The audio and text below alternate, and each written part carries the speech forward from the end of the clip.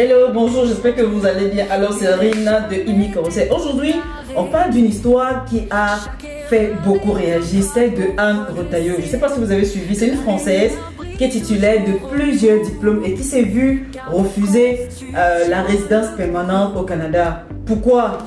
Je vous explique tout en détail. On va parler du parcours atypique de Anne. Anne a un baccalauréat et un DEP en pâtisserie. Le DEP, c'est un diplôme d'études professionnelles ici au Canada. Donc, elle a travaillé pour s'intégrer au Québec. Elle a vraiment travaillé dur pour s'intégrer au Québec là. Donc, mais son parcours éducatif hors norme, entre guillemets, a posé un problème. C'est quoi un parcours atypique? Un parcours atypique, c'est, disons, c'est un chemin éducatif ou professionnel, d'accord, qui ne suit pas la progression classique. Par exemple, faire un DEP, une formation technique après un baccalauréat, donc une formation académique quoi. Donc changer complètement de domaine d'études sans explication claire.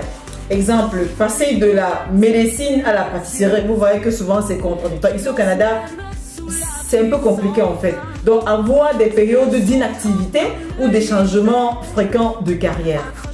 Ces parcours peuvent être vus incohérents, entre guillemets, par les autorités d'immigration, surtout si vous ne les expliquez pas clairement dans votre dossier. C'est exactement ce qui est arrivé à Anne. Son DEP en pâtisserie ne correspondait pas à son baccalauréat et cela a posé beaucoup de problèmes. Maintenant, pourquoi on lui a refusé le visa? Pourquoi le refus? Les autorités, disons, ont jugé que son DEP en pâtisserie ne correspondait pas à son baccalauréat. Ça, c'est ce qui a créé une incohérence dans son dossier. Son parcours n'entrait pas dans les critères stricts de l'immigration canadienne. Donc, c'est tout simplement ça, un parcours atypique. Les erreurs à éviter, choisissez un parcours cohérent. Si vous avez un baccalauréat, envisagez plutôt une maîtrise ou un diplôme d'études supérieures qui correspond à votre domaine. Cela montrera une progression logique dans votre parcours éducatif. Si vous avez déjà fait un parcours atypique, je l'ai expliqué plus haut, expliquez-le clairement dans votre dossier. Montrez comment cela s'inscrit dans votre projet professionnel. Alors, si vous avez déjà un parcours atypique comme Anne, d'accord, documentez tout et expliquez clairement vos choix dans votre dossier. Montrez comment ce parcours s'inscrit dans votre projet professionnel et surtout consultez un conseiller en immigration pour maximiser vos chances de succès. En deuxième position, maintenant, je dirais documentez tout. Gardez des preuves de vos diplômes, de votre expérience de travail et de vos efforts pour vous intégrer. Si vous avez des périodes d'inactivité, expliquez-les en exemple de raisons familiales, santé, etc.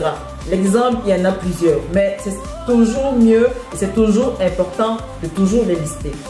Je le répète encore, consultez un conseiller en immigration. Un professionnel peut vous aider à structurer votre parcours et à éviter les incohérences qui pourraient poser problème.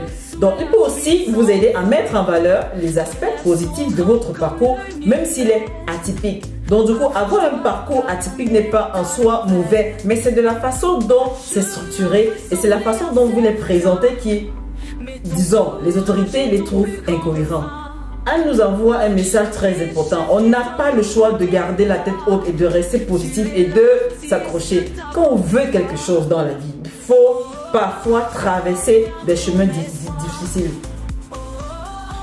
Ça, personne n'est sans ignorer ça. Ok? Un refus n'est pas la fin du monde. Un refus n'est pas la fin du monde. Vous pouvez toujours faire une demande. Analysez les raisons du refus et améliorer votre dossier. Gardez en tête votre objectif et continuez à travailler dur. Comme je dis tantôt, si c'est plus fort que vous, essayez de consulter un conseiller en immigration ou si vous avez des questions, posez-les-moi, je vais vous répondre. Voilà, c'est terminé pour l'affaire Anne. Abonnez-vous à la chaîne pour plus de conseils sur l'immigration au Canada. Laissez-moi un commentaire si vous avez des questions ou si vous avez déjà vécu une situation pareille ou si vous êtes dans une situation actuellement. Partagez ces vidéos avec quelqu'un qui en a besoin, je vous en prie. Merci de m'avoir regardé et à très bientôt pour de nouvelles infos sur Rémi Conseil. Tu tiens le bon coup, mais t'empêches le